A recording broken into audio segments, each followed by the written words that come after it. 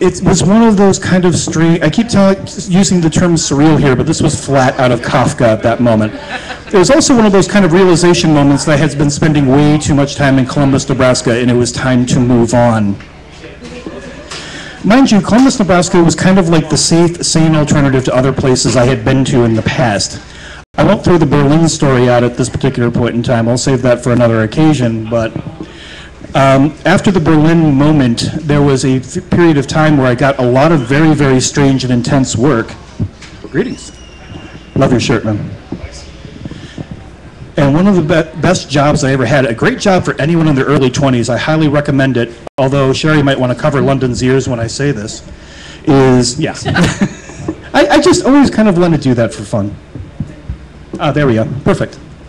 I worked as the bouncer at a strip club. And it's kind of like a great mixture of postdoctorate psychology degree and a mixture of mixed martial arts, along with the opportunity to have a lot of women's studies at the same time. You learn so much doing this. It is absolutely amazing. And I had been working there for quite a while, and at the same time I was kind of broadening out my spectrum of friends, and I was hanging out at this coffee shop. And one of the people that I knew there was a Jesuit priest. And he and I used to debate all the time. I keep saying I debate Jesuit priests with the same sort of mindset that I have going into it, the same way that I spar my 9th degree black belt judo instructor. No, I'm not going to win. Yes, it's going to be instructive. You just kind of roll with it. And he had been trying to talk me out of the job that I had been doing, which is perfect as far as I'm concerned for a young man in his early 20s.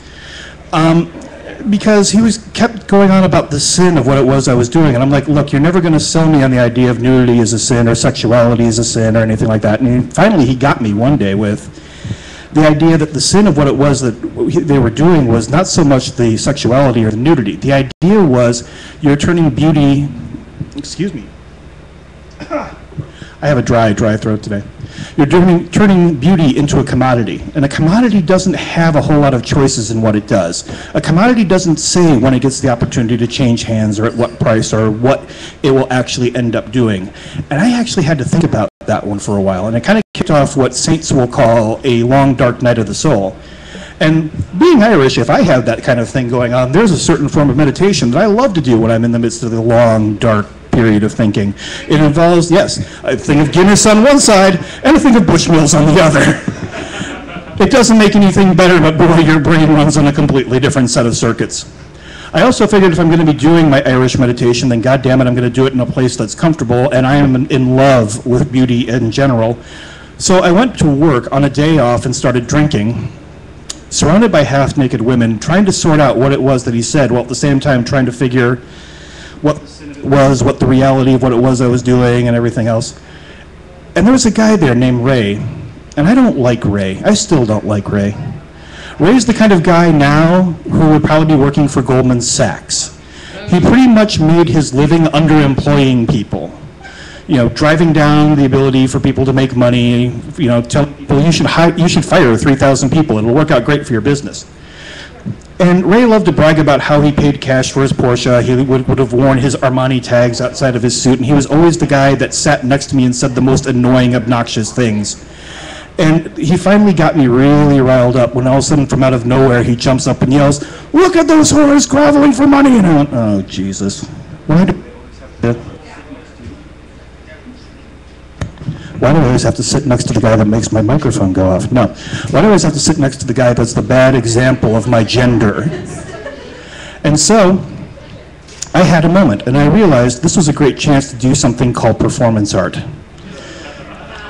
And the first time I ever heard of performance art, I'd met a gentleman by the name of Jean-Michel Basquiat. Just in passing. If you're not familiar, Basquiat's paintings now sell for them in millions of dollars. And he told a group of people about a day where somebody was basically commissioning a painting and said, "Excuse me, could you make that painting green? Because it would really go well with my sofa." And that's when Basquiat threw him out of the apartment and was like throwing milk and eggs and everything else at a guy that was going to pay him $100,000 for a painting. And he said it was his great moment of performance art. I figured now was a great time for my great moment of performance art. So I went to the bathroom. And I looked at the money that I had in my pocket. And I took out all the money for, let me see, bills, food, drugs. Set that all aside, and I looked, and I still had $700 in my pocket. And I'm sure you're wondering, what were you doing that allowed you to get $700 of disposable income? And really, all I can say is the 80s, you figure it out. And so I took that money and I rolled it up as hard and as tight as I possibly could. And I went walking back into the bar and I stood next to Ray and I waited till nobody was looking. And then I underhanded it up and over the stage. And as the money kind of unrolled from that tight spool, it hit the air coming from the air conditioner going down. So it kind of went down and out at the same time, creating what can only be called a currency cluster bomb going off in the middle of this bar. And as you can expect, the reaction is, well, pandalirium. People went flying this way and that way. They're diving for 20s and 10s and 5s. And Ray surges forward. And I grab him by the shoulder and say, hey, Ray, look at those whores groveling for money. Thank you for the applause. And with that, I'm going to pass this one along to the now considerably less hairy Joe Riss. We're going to be losing Joe relatively soon. He's moving out to Portland, and we'd just like to say good luck, and you suck on so many levels. Now get up here and perform.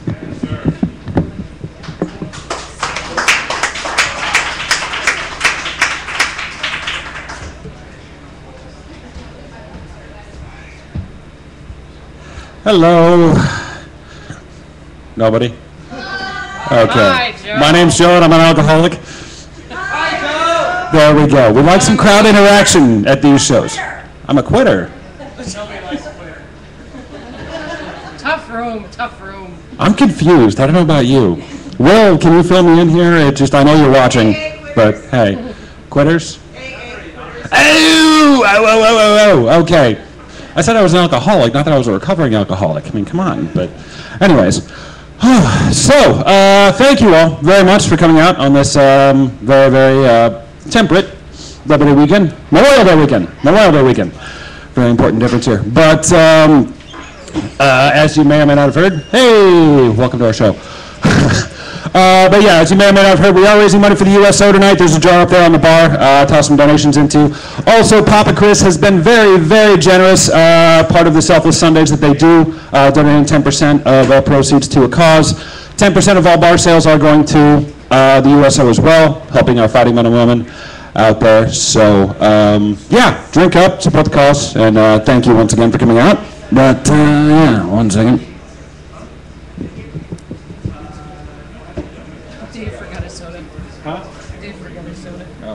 And Dave, you left your soda up here. That's what I was just looking for, too. Great timing. Anytime, anytime. We look out for each other. But, yeah, all that aside, throw some money in the jar, etc. But, yes, I am moving to Portland. Couple of things to talk about today. Part of that is what that process is. There's some unfamiliar faces in here. But yeah, the number one question that I get from friends, family, and strangers is, why Portland? What's in Portland? To which I usually respond with, well, what the fuck's in Omaha? Yeah, also have an epic travel story from going up there last week that a few people have been asking to hear the entirety of. So, anyways, what started this entire process was my lease was up at the end of April, and I was driving around one day to pick up a friend and saw some advertisements for an apartment just on the side of the street. Hey, now leasing, et cetera, and I got to thinking, well, hey, that might be a cool place to live. And then like the next immediate thought without thinking was, well, why would I want to stay in Omaha if I can go someplace else? I'm 26 years old and haven't really gotten out all that much, aside from spending about 6 months working on a ship. Have always wanted to explore America and this vast, vast empire of a country that we have, and just kind of live somewhere else before I'm tied down by, house, expensive car, family, anything else like that. So this idea popped into my head, and I was like, well, hey, I spent about a week in Portland a while ago, and that seemed like a pretty legit town. I don't like most major cities, not claustrophobic per se, but it's just, when I'm around big crowds of people, like in airports and, just jam-packed and like cattle, it just really makes me fucking uncomfortable. So places like Chicago, Orange County, California, what little bit of Kansas City I've seen, and things of that nature just has not gone well with me. So Portland is fairly open, a lot of green space, things of that nature, and just, I don't know, worked out well. So this idea pops into my head just randomly on a Saturday, and about 6 hours later I'm still thinking about this, and I threw it out to a couple of friends, and they were like, yeah, hey, yeah, go do that. And Monday, I'm at work, and I'm, there's a little bit of downtime, so I take a look into, I work for AAA, and I hop online to the Oregon branch of AAA to see if they have any job openings. And lo and behold, they're hiring for both customer service agents and for supervisors. I'm like, okay, well, this is a happy coincidence. And I put in the application. Funny thing is, the day after I get this idea in my head, this Sunday, backtracking a little bit here, I get a call from my girlfriend at the time. And her opening line is, well, there's something I wanted to talk to you about. Everybody knows what the fuck that means. That's awesome. But still, she was very amicable, very agreeable about it, not like, yelling, screaming, pissed off or anything like that. It was just one of those, okay, I'm not ready for this type things. And, I was like, okay, well, cool, go do what you've got to do. And I got off the phone and I turned to my cousin. I was like, well, that was a breakup call. And he about drops a cigarette out of his mouth. He's like, oh, we got to get some beers and do this properly. I'm like, I would love to. I got to get to work in an hour or so. He's like, dude, give me a call tonight. I'm like, no, it's all cool. I'm kind of happy about this. He's like, why? I'm like, this is one less person I have to explain the Portland thing to. And he looks at me, he's like, you're actually fucking serious this time, aren't you? I'm like, yes, sir, I am. I don't know why I am. This is just something I'm going with. But anyways, I heard back from AAA Oregon. They were really excited to meet me. We did a phone interview. Lasted for about an hour. Hello. Oh, hey, okay. More people. But, yeah, they were really excited. One of the managers was on the phone. He said anytime we see someone with prior AAA experience, we get really excited. So things went really well there. And they said, hey, just give us a call when you've got travel plans to come up here. We'll meet you, give you a tour of the facility, and we'll talk about actually making you a member of the team. So I set all that up. Sold a truck that I had sitting around that didn't run anymore. Got the money for the flight. Went out there. They told me as part of the interview, these people were really fucking cool about it, that Portland has the second most active Craigslist in the country. So I contacted a few people on there that were looking for roommates. I didn't want to have to mess around with extra deposits and background checks and things of that nature. There's just kind of this section of Craigslist, if you're not familiar with it, that should basically be titled, "My roommate bailed out on me, could you please come help me pay my bills?"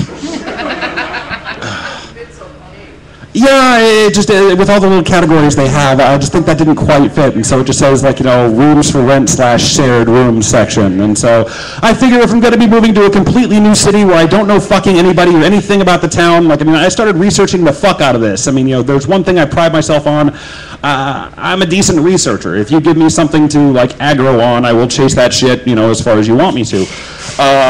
Just because I fixate on things or something. But yeah, and so I started pulling up videos on YouTube and articles and looking at Portland local news, just looking for any dark cloud of suspicion that I could come up with, which is really kind of suspicious because no big political scandals or there's a few serial killers which I'm kind of okay with, but it's there has to be something wrong with that. It's like if you meet a politician or a used car salesman and this guy seems a little bit too clean cut, it's all right, motherfucker, there's something wrong with you. You've got the body of a 5-year-old kid in your trunk or something, because there's just too much right about this whole situation.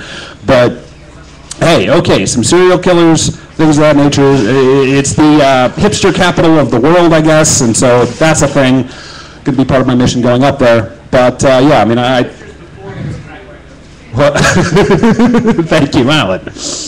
But I was actually talking to someone about rooming up there, and I asked him, I'm like, okay, what's the dark place in Portland's past? Have there been any race riots, political scandals? And he was like, well, marijuana's not legal, so that's a scandal. I'm like, no.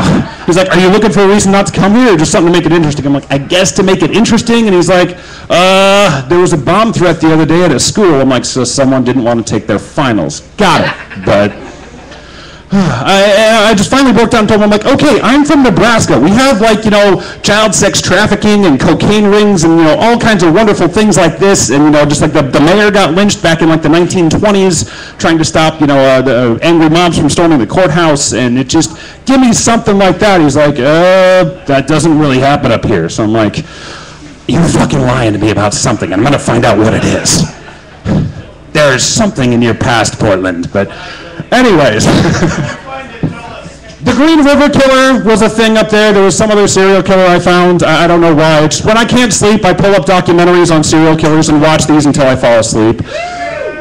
I had a really awesome childhood. My sister's right back there, she'll tell you all about it, but anyways.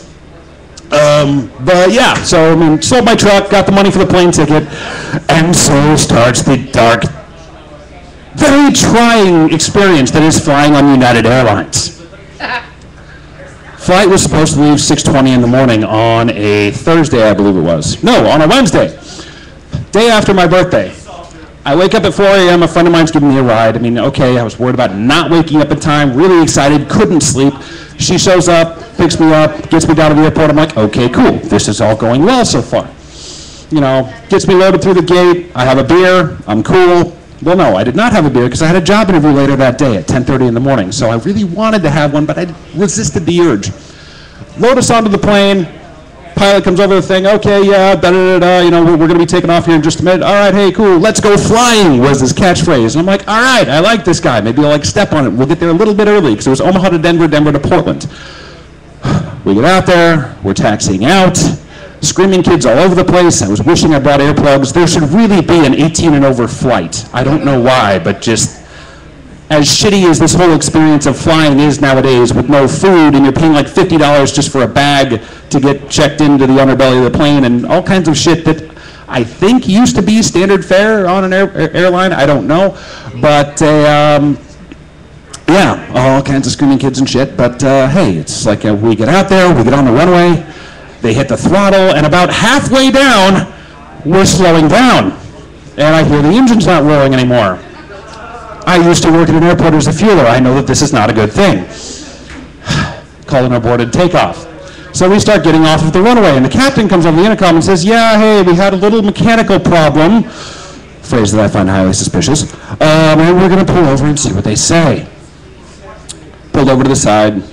Wait about 5 minutes. People are already getting on their cell phones to make arrangements for other flights and getting all kinds of pissed off and unruly and, yeah, hey, we're going to sue the shit out of United Airlines. Da-da-da-da. I'm like, calm the fuck down. These things happen. There are delays in everyday life. But I kept quiet and just sort of tried to sleep through all of this. And, yeah, it was what it was. They come back on and say, yeah, we're going to need to call maintenance out. We're going back to the gate, and we'll have a little bit of news here in about 5 minutes. We get back to the gate. We wait about 20 minutes, and they come back and say, oh, hey, we're going to be deplaning you. This plane is not going anywhere today. There's a 5-year-old kid sitting right in front of me that says, I want to go flying. I'm like, okay, Captain Johnson, get the fuck out of here. This 5-year-old kid, he's flying the plane now. Me and him and whoever the fuck else wants to hang around for this love fest is going to Denver because I've got shit to do today. There's a job interview at like 3 in the afternoon and I really do not want to miss this. I paid $500 for this ticket. I am tired. I'm hungover. Let's make this happen. They did not listen to my demands. We get off the plane. I waited in line for 3 hours just to be told by the gate agents at United Airlines that, oh, hey, there's too many of you up here. We have other shit to do. Go wait in line downstairs. There's 7 agents. They'll be happy to assist you. We get downstairs. We're told to wait in line again for about another hour. And about the most courteous thing United does all day is kick me over to US Airways. It's now 10 a.m. My flight that I got up for at 4 in the morning is starting to seem like a bad idea. But hey, 2:40 in the afternoon, my plane comes in. I get carted down to Phoenix. About an hour down in Phoenix, have a couple beers, we're doing okay. Called AAA, rescheduled the interview. They were really, really happy to be, working with me on this. And I'm like, okay, things are gonna be all right now. We're all good. Getting off the plane in Phoenix, oh my God, you think it's hot out here today. It's about 20 degrees warmer, and that's just walking from the plane to the jetway. It just fucking hits you. Don't know why, don't know how people can live there, but it's like they had like the fucking windshield, like sun guards in the airplanes, told us to like close all window shades and everything else like that, otherwise it was going to turn into an oven inside of this plane. But I guess that's just the reality of living in the desert. So, finally, get on board my plane in Phoenix that is going to take me to Portland. And this lady sits down next to me, and we strike up a conversation. She's about old enough to be my mom. She owns a restaurant somewhere down in the Phoenix area and was going up to Portland to visit her daughter, I believe it was. She hears about that it was my birthday the day before, and about the wonderful experience that I had being delayed 8 fucking hours at Eppley Airfield, my port of departure, that day. And she's like, oh, honey, we got to get you some beers. We drink a couple of beers. Now, mind you, I was already hungover and hadn't slept to begin with. Do some shots of Jack Daniels. And once we get up to, once we're about an hour into the flight, I'm feeling pretty goddamn good. We sit down, we talk about American history and how bad we fucked over the Native Americans, all kinds of other wonderful things, gay marriage, civil rights, some other things I don't quite remember. They say alcohol hits you twice as hard at 30,000 feet, and oh dear God, they are not kidding. But she says, oh, hey, your hotel's way far away from the airport. How are you getting there? I'm like, oh, I'll just ride the bus or something like that. She's like, oh, fuck that. I'll have my chauffeur drop you off. I'm like, chauffeur? Okay. She's like, oh, yeah, he works with my daughter. He's a great guy. You're going to love him. I'm like, all right. So we get there. I help her find the carousel, the little bag merry-go-round thing that I've always wanted to ride but haven't quite been drunk enough to do so. One of these days, like I'll hit the lottery and be like, okay, I have enough in bail money and I don't have to worry about job applications or a no-fly list anymore.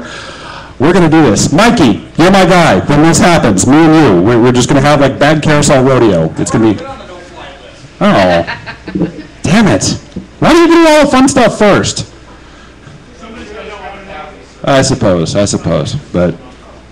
So anyways, find the bag carousel, we walk outside, I'm like, oh dear God. I'm like, do I have time to have a cigarette? She's like, no, my driver's right there. I'm expecting just some dude that her daughter works with that's like, picking us up. Oh no, swanky town car, suit, tie, he's like loading our bags for us, opening the doors and asking if there's anything else that we need. I'm like, okay, this is kind of odd. And she starts explaining about my day and how I'm coming out here for a job and things of that nature. She's like, oh yeah, hey, welcome to Portland. It's like, you pretty confident about the job? I'm like, well, I'm not sure. They seem like they really like me. He's like, well, if that doesn't work out here, I'm looking for a driver.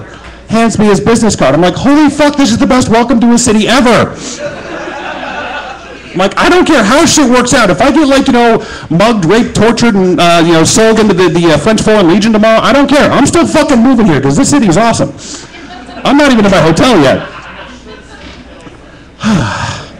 We drop her off. The dude takes me out to my hotel, and I tried tipping him like $5. I'm like, yeah, dude, here you go. Thanks, I appreciate it very much. Today has been hell. He's like, oh, no, I couldn't take it. I'm like, dude, you're insulting me here. You guys have taken great fucking care of me. At least let me do this for you. He's like, and he pulls me aside. He's like, she gave me like $160 for the trip, which is way too goddamn much, so I can't take that from you in good conscience. But if you need to ride to the interview tomorrow, let me know. I'll only charge you like $15. I'm like, okay, cool. That's worked out now, too. One less thing I can scratch off my list. Check-in process at the hotel compared to the airline was amazingly fucking easy. They didn't ask me to strip down, empty things from my pockets or anything else like that. They were just like, oh yeah, hey, here's your room key, throw it to me. I go and get checked in. There's a bar and a New York-style pizzeria attached to the front of the hotel. I'm like, this is fucking perfect. I haven't eaten all day because, well, food in airports is about $20 a plate for a McDonald's hamburger, and they expect you to be happy about paying this. So, yeah, get checked in, go down to the pizzeria, order a beer with my food while I'm waiting, and I go outside for a cigarette, and all of a sudden my legs aren't working all that well. I had completely forgotten about the fact that A, I hadn't slept the night before, B, I was still hungover, and C, that I had drank about like 4 or 5 shots of Jack Daniels on the plane. And I am not a whiskey drinker. So I finish my food, I stumble back to my room, and I wake up the next day. Moving on, wake up in time for the interview. It's at 10:30 in the morning. Wake up at about 9, shower, shit, shave, get ready. My electric razor falls apart in my hand, just the blades, the springs, the everything. So that was a wonderful experience. But I get out of the shower, I'm all cleaned up, I'm ready to go, and I have to it's about a half-hour drive down there. I have to find transportation like now because the interview starts in 45 minutes. So I call up my chauffeur friend who's offering me a job and say, hey, buddy, can you get me down to Lake Oswego within, I'm like, by 10:30. He's like, I can't, but I'm going to send a guy who can, and he's going to be there in about 20 minutes, so you're probably going to be a little bit late. I'm like, that's okay. Dude pulls up, he's like, are we going to Lake Oswego? I was like, yes, sir, we are. Just, okay, here we go. I've got fucking, resumes and references in hand, suit, tie, all of it, just like, all right, cool. This city fucking loves me already. Let's go do this thing. Call AAA, tell them to be about 10 minutes late. They're like, okay, that's totally fine. I don't know why everyone in the city is so goddamn chill, but I'm very okay with this so far. I pull up in front of AAA in this town car. A chauffeur runs around the side, lets me out. I tip him a couple of bucks, and I go walking up. There's like 3 people waiting for me in the lobby, and they say, hey, Joe Riss? And I was like, yes, sir, I'm Joe Riss. 2 of them are wearing jeans at this point. And so it just, yeah, it's like I threw him off guard or something like that. My dad had told me that in the Portland area, in the Pacific Northwest in general, I think, that just, that they're not okay with suits and ties and things of that nature. They think that's just a little bit too upscale, that, you need to be wearing, like business casual at the most, and that seems to be just kind of how things are done here, which, okay, I can get along with that, as you can tell. But yeah, they sit me down, they run me through a couple things. It felt like more of a conversation than a job interview. And then at the end of the whole thing, they're like, okay, well here, we can't extend an offer yet. We need you to go pee in a cup. They like me so well, they asked for a sample of my urine to remember me by. And yeah. So they say, okay, we want you to start on this date. So yeah, as soon as your urine analysis and background check comes back. And one thing I really fucking loved about this whole experience was that by Oregon state law, it is illegal for them to run my credit as part of the job interview process. I'm like, oh my God, you people are awesome. And they're like, yeah, it's a really great law. We don't really want to know. We don't know why people check. But yeah, just no criminal background and your piss comes back okay and we're good to go. I'm like, awesome. Okay. I'm totally fucking moving here now. I don't have an idea on what's going on with the housing situation, but fuck it, I'll live out of a dumpster or something. I don't know, but this all looks good. My buddy meets me in the parking lot. He moved up there a couple of years ago. It's just like, yeah, we piss in the cup, I go change clothes, and he takes me out for some awesome fucking beer and things of that nature. I mean, you have food up there, beer up there. If you are a food person or a beer person, please come visit because you are missing out. I did not know why pale ales were such an awesome thing, but I mean, it's just like, yeah, this area is like the best area in like the country, if not the world, for growing hops. And holy shit, do they like their beer. Really fucking awesome beer for like $4 a pint. And yeah, great fucking time. Met up with someone I met from Craigslist on the house. She was awesome. She had something she was worried about was she told me she had a chocolate lab, a border collie mix. And I told her this is a major selling point for me on the house because my sister has a similar dog and that animal never fucking fails to make me smile, regardless if I'm going over there to check for weird noises outside of her house or shovel her walks, do landscaping, things of that nature. There's just always this happy little chocolate lab. It's just like, oh hi, you're awesome. As if it were on crack. Time? No? No? Dave's just standing up. Okay, we're good to go. But anyways, what? Door? Oh, hi. Okay.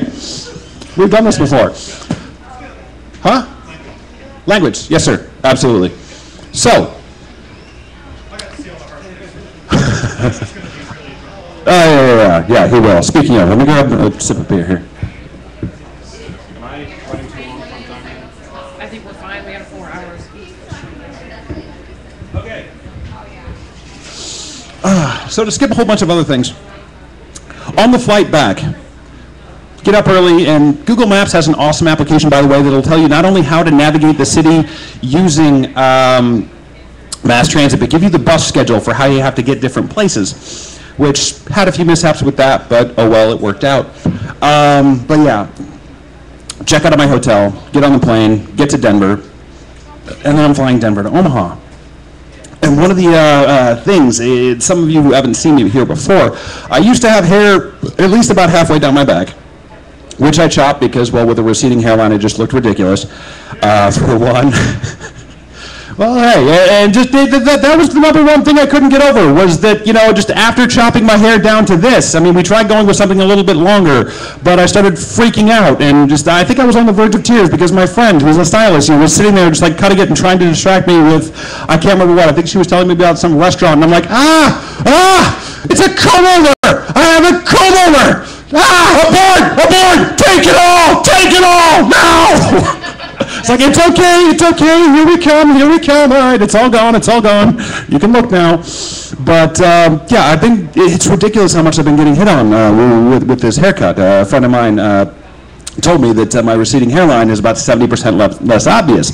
I'm very okay with this assessment, so things have been effective. But I board the plane in Denver, and, find my seat, sit down, and this woman comes up and sits next to me. She's like, hi, how you doing? I figure she's just making small talk to be nice. I'm like, yes, I'm okay. And then she starts, just continues this with, oh, how long have you been flying? Where are you going? What are you doing? And we're talking for like the entire flight back to Omaha. In case you haven't noticed in about the 15 minutes I've been up here, I'm guessing, I am an extremely awkward little monkey. So it just, yeah, the art of actually conversating with women in a way that doesn't creep them out at first sight is kind of something that's foreign to me. And I'm still getting used to not having the Charles Manson look going for me. So it's like, hey, people are actually being nice to me in public. What's this strange coincidence? Hello. So I decided to finally do something completely out of character and ask her for a number, which it was weird. We were walking up the jetway, and I was just like, hey, this is going to sound absolutely crazy. She's in the Navy, lives somewhere in California. It just is out to sea, on some kind of a ship for, like 13 months at a time and things of that nature. And I told her, yes, I'm working on moving out to Portland. So it's just like, yes, you're never coming back to Omaha. I'm never coming back to Omaha. It's just like something that we're doing here in a time being. And so inside my head, it's like there's this thing going on where it's just like, oh, come on, you got to do it, you got to do it, you got to do it. Oh, no, screw that, this is pointless. And then I'm just like, hey, this is going to sound crazy, but can I get your number or something? And she's like, oh, yeah, sure, here you go. And all of a sudden, all the monkeys having this argument in the back of my head are like, holy shit, that worked?